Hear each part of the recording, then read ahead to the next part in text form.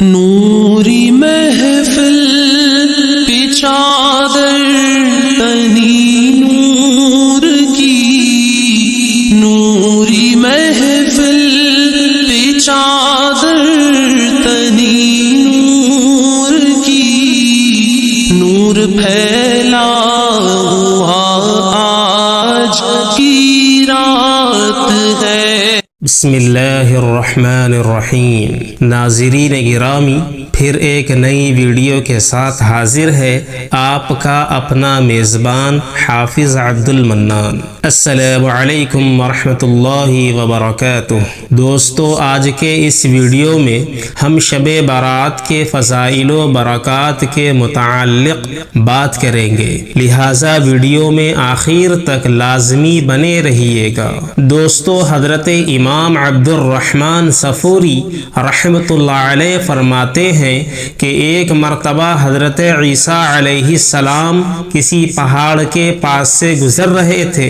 وہاں آپ کی نظر ایک عجیب و غریب سفید پتھر پر پڑی۔ آپ حیرت سے اسے دیکھنے لگے کہ عین اس موقع پر اللہ تعالی نے وحی نازل فرمائی اور ارشاد فرمایا، اے عیسیٰ علیہ السلام، کیا اس سے زیادہ عجیب تر چیز تم پر ظاہر نہ کر دوں؟ عرض کیا، ہاں ضرور۔ چنانچہ وہ سفید پتھر پھٹ گیا اور اس میں سے ایک عبادت گزار بزرگ ہاتھ میں عصا لیے حاضر ہوئے۔ حضرت عیسیٰ علیہ السلام نے اس بزرگ سے پوچھا، تم اس پتھر میں کتنے سال سے عبادت میں مصروف ہو؟ بزرگ کہنے لگے، 400 برس سے۔ یہ سن کر حضرت عیسیٰ علیہ السلام نے اللہ تعالیٰ کی مقدس بارگاہ میں عرض کی، اے اللہ، میرا یہ گمان ہے کہ اس بندے سے زیادہ عبادت گزار بندہ کوئی دوسرا نہیں۔ اللہ تعالیٰ نے ارشاد فرمایا، اے عیسیٰ علیہ السلام، میرے محبوب نبی حضرت محمد صلی اللہ تعالی علیہ وآلہ وسلم کے امتی کا شعبان کی 15ویں شب میں 2 رکعت نماز پڑھ لینا اس کی 400 برس کی عبادت سے افضل ہے۔ ملاحظہ ہو روضۃ الافکار بحوالہ نزعۃ المجالس۔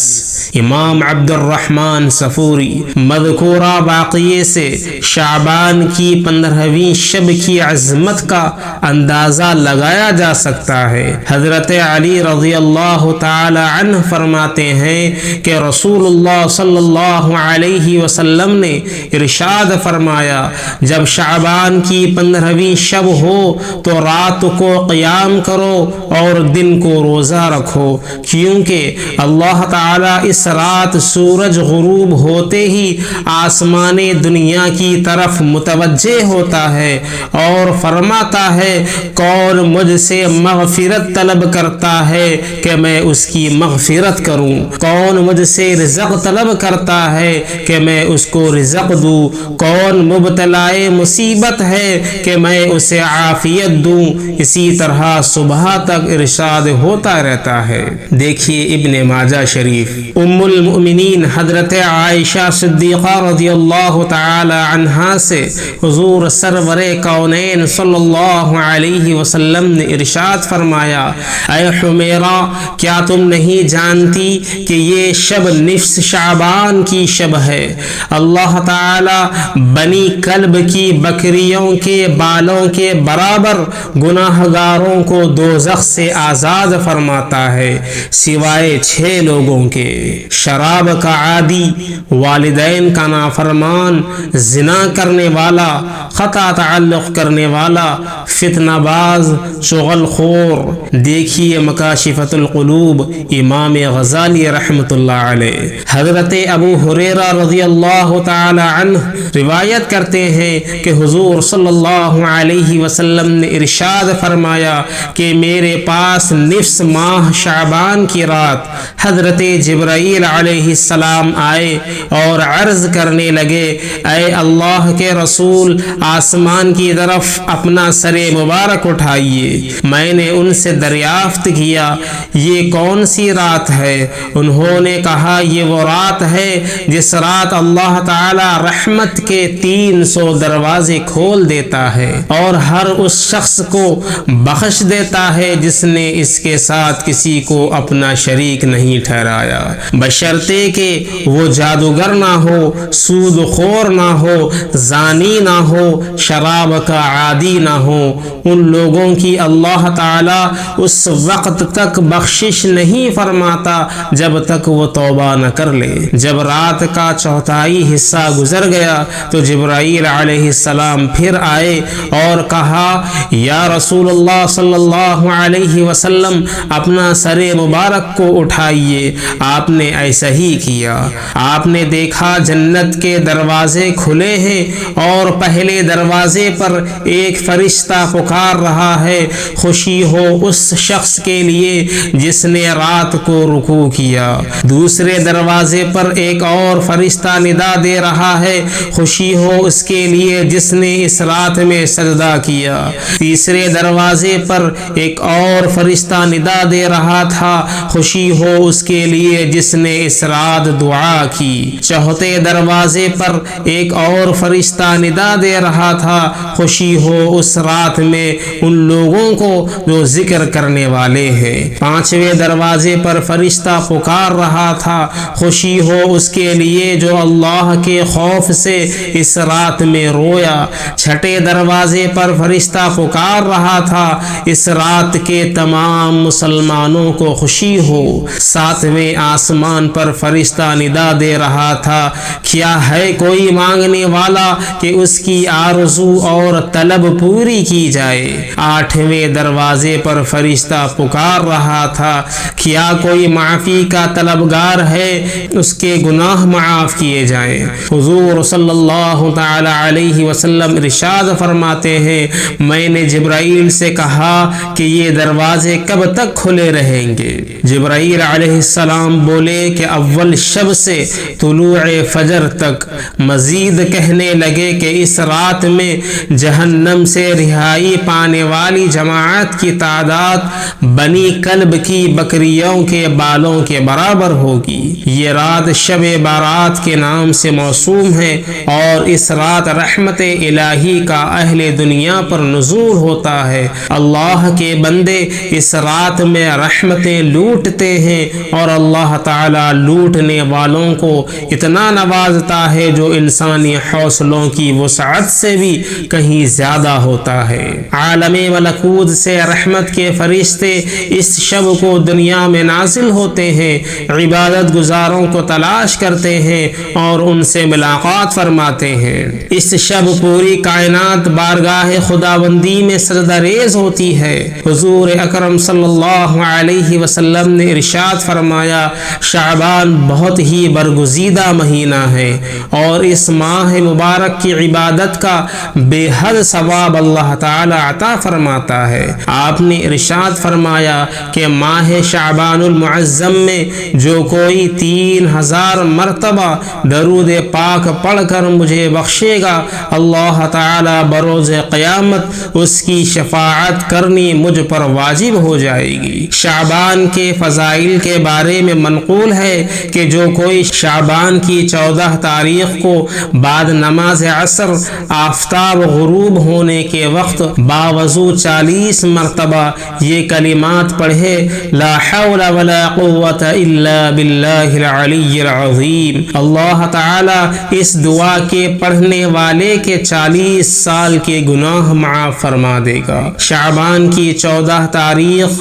بعد نماز مغرب 2 رکعت نماز نفل پڑھے، ہر رکعت میں سورہ فاتحہ کے بعد سورہ حشر کی آخری 3 آیات ایک مرتبہ اور سورہ اخلاص 3 دفعہ پڑھے۔ انشاءاللہ تعالی یہ نماز گناہوں کی معافی کے لیے بہت افضل ہے۔ شعبان کی 15ویں شب 2 رکعت نماز پڑھیں، ہر رکعت میں سورہ فاتحہ کے بعد آیت الکرسی 1 بار، سورہ اخلاص 15 15 مرتبہ، بعد سلام کے درود شریف 100 مرتبہ پڑھ کر ترقی رزق کی دعا کرے، انشاءاللہ تعالی اس نماز کی برکت سے رزق میں برکت ہوگی۔ شعبان کی 15ویں شب 2 رکعت تحیۃ الوضو پڑھیں، ہر رکعت میں سورہ فاتحہ کے بعد آیت الکرسی 1 بار، سورہ اخلاص 3 بار پڑھیں،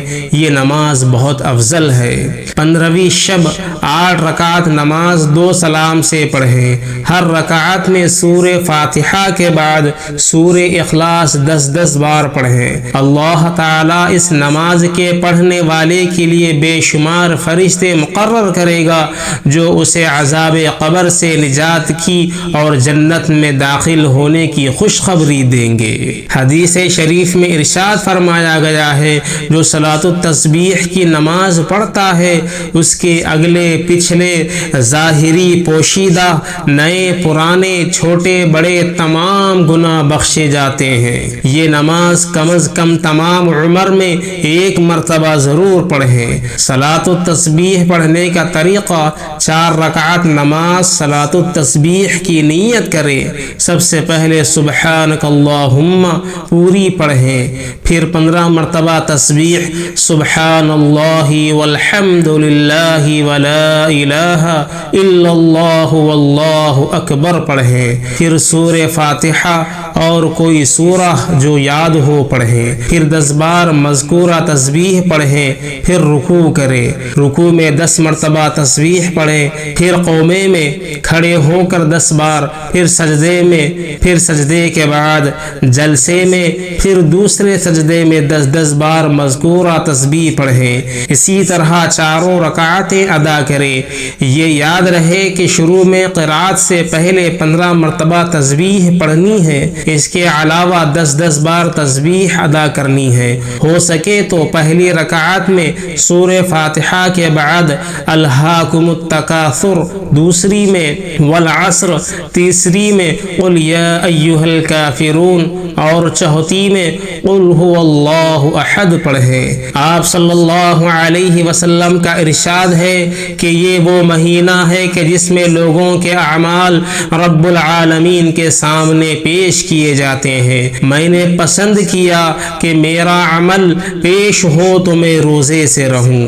مکاشفۃ القلوب۔ ماہ شعبان کی 15ویں تاریخ کے روزے کی بہت فضیلت ہے۔ جو کوئی روزہ رکھے گا اللہ تعالیٰ اس کے 50 سال کے گناہ معاف فرما دے گا۔ انیس الواعظین میں ہے کہ جو کوئی 15ویں شعبان کو روزہ رکھے اس کو دوزخ کی آگ نہ چھوئے گی۔ قبرستان جانا سنت رسول صلی اللہ علیہ وسلم ہے۔ اس شب قبرستان جانے کا بھی بے حد ثواب ہے۔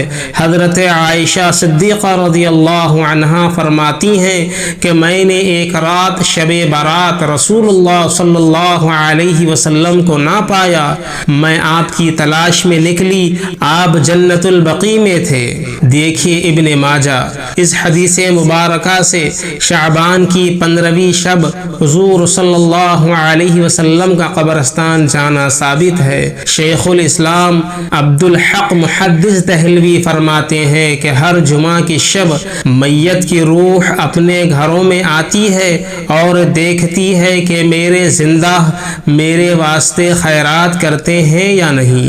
دیکھیے مکاشفۃ القلوب، مشکات المصابیح۔ غیر مقلد ابن قیم فرماتے ہیں کہ میت کی زیارت کے لیے جب کوئی شخص آتا ہے تو میت کو اس کی آمد کا علم بھی ہوتا ہے اور اس سے اسے بڑا سرور حاصل ہوتا ہے۔ دیکھیے کتاب الروح۔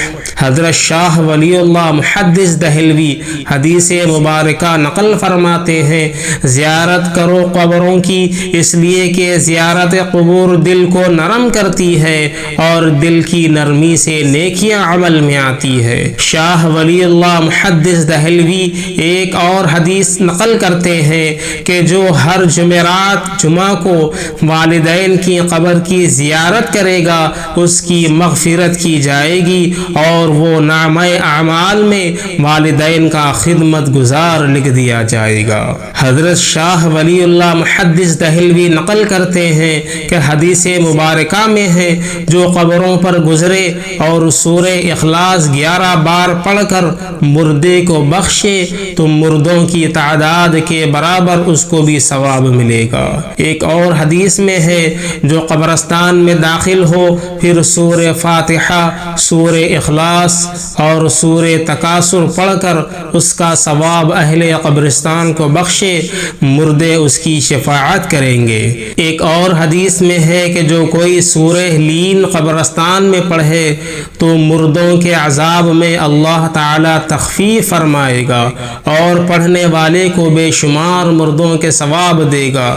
دیکھیے کتاب سراج منیر۔ حضرت شاہ ولی اللہ محدث دہلوی قبر کی زیارت میں مستحب یہ ہے کہ قبلے کی طرف منہ کر کے کھڑا ہو اور مردے کو سلام کرے اور جو کچھ پڑھنا ہو پڑھے۔ حضرت شاہ ولی اللہ تحریر فرماتے ہیں قبروں پر جا کر اول اس طرح سلام کرے: السلام علیکم یا اہل القبور من المؤمنین والمسلمین۔ حضور صلی اللہ تعالی علیہ وسلم نے فرمایا جب قبرستان جاؤ تو اہل قبور کو یوں سلام عرض کرو: السلام علیکم یا اہل القبور یغفر اللہ لنا ولکم وانتم سلفنا ونحن بالاثر۔ اے قبر والو تم پر سلامتی ہو اور اللہ تعالی ہم کو اور تم کو بخش دے، تم ہم سے پہلے آ گئے ہو اور ہم تمہارے پیچھے آنے والے ہیں۔ بخاری شریف میں ہے کہ حضور صلی اللہ علیہ وسلم نے قبر پر تر شاخ رکھی اور اس کی تسبیح کی برکت سے صاحب قبر کے عذاب میں تخفیف ہوئی۔ جو شخص کسی مسلمان کی قبر پر شاخ اور پھول وغیرہ رکھتا ہے تو اللہ تعالیٰ اس تر شاخ کی برکت سے میت اور پھول رکھنے والے کے لیے نیکیاں لکھتا ہے۔ دیکھیے شرح برزخ ابن ابی دنیا۔ عورتوں کا قبرستان جانا اسلام میں جائز نہیں۔ قبرستان جاتے وقت یہ بات پیش نظر رکھے کہ ایک نہ ایک دن اس دنیا کو چھوڑ کر ہمیں بھی جانا ہے، موت ہمیں بھی آتی ہے، یہ مقام عبرت ہے، لہذا قبرستان کی زیارت کے وقت اپنی موت کو بھی پیش نظر رکھے اور گناہوں سے بچنے کا عہد کرے۔ مسلمانوں کو چاہیے کہ اس شب نہ صرف خوب عبادت کریں بلکہ اپنے عزیز و اقربا کے ایصال ثواب کے لیے فاتحہ کا اہتمام کرے، خیرات کرے۔ بخاری شریف کی حدیث مبارکہ ہے کہ حضور صلی اللہ علیہ وسلم کو ہمیشہ حلوہ اور شہد پسند تھا۔ دیکھیے بخاری شریف۔ حضور اکرم صلی اللہ علیہ وسلم کا ارشاد گرامی ہے جس نے اپنے مسلمان بھائی کو میٹھا لقمہ کھلایا اس کو اللہ تعالی حشر کی تکلیف سے محفوظ رکھے گا۔ دیکھیے شرح الصدور امام سیوطی رحمۃ اللہ علیہ۔ یہ شب مغفرت والی شب ہے۔ اس رات مسلمانوں کو زیادہ تر وقت عبادت میں صرف کرنا چاہیے اور ٹی وی، وی سی آر، ڈش، موسیقی، کھیل کود، فضول گوئی جیسے حرام کاموں سے بچنا چاہیے۔ اس کے علاوہ آتش بازی اور پٹاخے بازی سے بالکل بچنا چاہیے۔ آتش بازی کرنا مسلمانوں کا شعار نہیں بلکہ یہ غیروں کی وہ ناپاک رسم ہے جو اپنے تہوار ہولی اور دیوالی کے موقع پر کرتے ہیں۔ اللہ تعالی ہر مسلمان کو شب برات کی برکتوں سے مالا مال فرمائے اور اس رات زیادہ سے زیادہ عبادت کرنے کی توفیق عطا فرمائے۔ آمین یا رب العالمین۔